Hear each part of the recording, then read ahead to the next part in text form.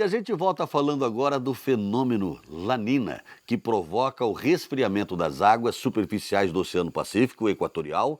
E olha, já é observado e deve influenciar nas temperaturas, nas chuvas, nas estiagens em diferentes regiões do país. Um produtor vai mostrar agora nessa matéria como se prevenir dos efeitos climáticos. Acompanhe.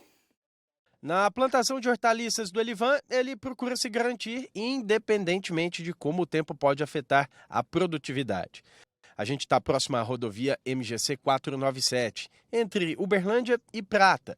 E se houver chuva ou sol, o produtor rural tem algumas estratégias. Não estranha as bananeiras em meio às hortaliças. A gente está em época de seca e elas garantem sombra e seguram mais a umidade na terra. E bom, daqui a pouco ele pode lucrar com a venda de bananas. Esse sistema aqui a qual eu estou produzindo agora é para essa época de seca. Porque a última molhação que eu faço aqui na horta é por volta de umas 3 horas da tarde. Então eu economizo água, economizo dinheiro, né? E no futuro ainda tem um fruto ainda a qual eu vou estar colhendo. E de mês em mês, que é a hortaliça que eu planto no meio é de 30, no máximo 40 dias eu já estou colhendo ela, para mim estar tendo o resultado a qual eu preciso para continuar mantendo, né, a minha produção aqui. Lá se vão mais de 3 meses sem chuva na região. Só em Uberlândia já são mais de 100 dias. Mas as coisas podem mudar. Segundo a Administração Oceânica e Atmosférica Nacional, há 65% de chances do fenômeno Laninha entrar em atividade neste inverno, até meados de setembro. O fenômeno que sucede o El Ninho tem efeito contrário. Enquanto o El Ninho provoca o aumento das temperaturas dos oceanos, o Laninha provoca a queda de mais de 0,5 graus Celsius na temperatura média na porção equatorial do Oceano Pacífico. Nessa temporada, a boa notícia é de chuvas mais brandas. A última saída dos centros climáticos que monitoram essas condições estão apontando para uma probabilidade de ocorrência ali entre o final de agosto e fevereiro, mas não é uma probabilidade tão alta de ocorrência e se vier acontecer de fato, ali novembro e dezembro é quando está chegando na sua intensidade mais forte, mas ainda assim numa condição fraca. Pensando em chuva, olha, está uma condição apontando ali para um cenário próximo do que é da média. É claro, o agosto tem pouca chuva aqui na região, né, no Triângulo, mas em setembro já começa a chover ali, tem uma frente fria outra que vai chegando, não diminui muito a temperatura, mas ainda tem ali, dos seus 50, 70 milímetros, ocorre aqui na região. O outubro é que começa de fato a engrenar as chuvas na casa dos seus 100, 150 milímetros, que está pegando de fato ali o início do período chuvoso e que para esse ano não está colocando ali que ela vai atrasar, nem adiantar muito, e os volumes estão ficando próximos da média. Então, em termos de desafio de clima, distribuição de chuvas, por enquanto até que daria para dizer que está relativamente tranquilo. Agora, o desafio pode ser o calor. Apesar de as chuvas não estarem sendo desenhadas com um cenário muito difícil, nessa condição que eu mencionei, mas a temperatura ainda continua elevada. E aí, de repente, o produtor vem plantando, e aí pega 5, 6 dias que a temperatura já está ali acima da média, nos seus 4, 5 graus, ou seja, o risco de pegar um veranico ainda pode acontecer. E de volta à roça, o objetivo do Elivan é manter a produção. 80% do que ele colhe aqui vai para escolas municipais de Uberlândia e ele tem compromisso a ser cumprido. A alface é o principal produto que sai da terra dele e a produção tem que ser de cerca de 6 mil pés por semana. Se daqui a pouco ele vai enfrentar os impactos da laninha, ele mantém essa outra área sem as bananeiras para evitar, nesse caso, o excesso de água quando as chuvas voltarem.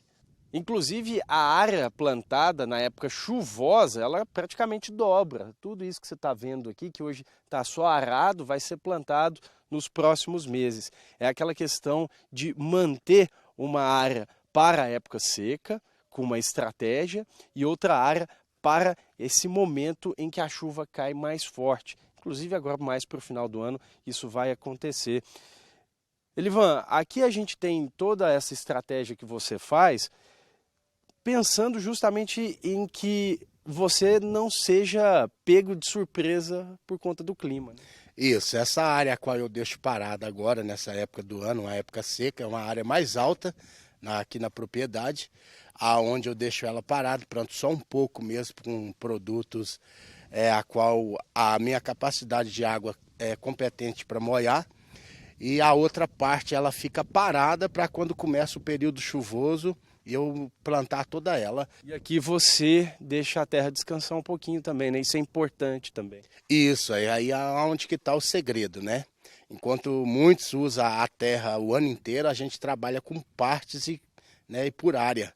Então a área ela está descansando agora, é onde que no período chuvoso eu consigo ter uma mercadoria com mais qualidade, porque a terra estando descansada ela consegue ter uma força a mais para nos dar um produto melhor. Daí eu economizo com uma energia, porque o solo ele vai permanecer mais molhado por conta do período chuvoso e eu economizo a energia, né? Aí é onde que a gente buscou essa estratégia para estar tendo um retorno suficiente e bacana. Minas Gerais é o segundo maior produtor nacional de hortaliças no Brasil. Segundo a Emater, a área plantada anualmente é de cerca de 122 mil hectares. E a produção está em torno de 3 milhões e 600 mil toneladas. São aproximadamente 75 mil produtores de hortaliças em Minas, sendo que 70 mil são agricultores familiares, segmento responsável por 42% da produção.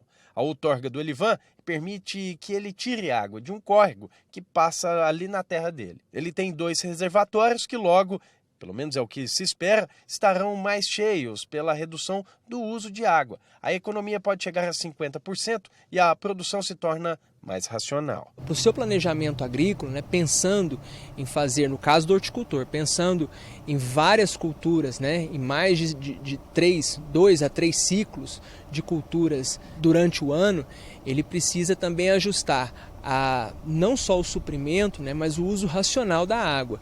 Porque no período de laninha, percebe-se que nós vamos enfrentar um problema de seca. Há essa expectativa. Então, nada mais correto também do que fazer o uso racional da água, ofertando para a cultura de acordo com os parâmetros técnicos em função do crescimento, em função do estágio fenológico dessa cultura. Só que tem o seguinte, o cenário sobre a laninha e a influência dela nas chuvas e também nas temperaturas nas regiões do Triângulo Mineiro e Alto Paranaíba deve ser seguido de perto. Nada impede que a atual previsão possa sofrer alguma mudança. Quando a gente olha os modelos, eles colocam volumes próximos da média, a gente faz ali uma inferência que então tem uma distribuição de chuva que pode acontecer mais próximo do normal, não ficar muitos dias sem chover, mas essa é uma previsão de um pouco mais curto prazo, tem que ir acompanhando quando for no período. Quando a gente está olhando agora mais distante, a gente olha ali um comportamento próximo da média. Não dá para saber se tem, por exemplo, um veranico, 10 dias sem chover. Mas o sinal, mais uma vez, nessa questão, não está tão difícil em termos de chuva. A temperatura que pode ser um pouco mais desafiadora, junto com a umidade que vai continuar baixa até o início da chuva.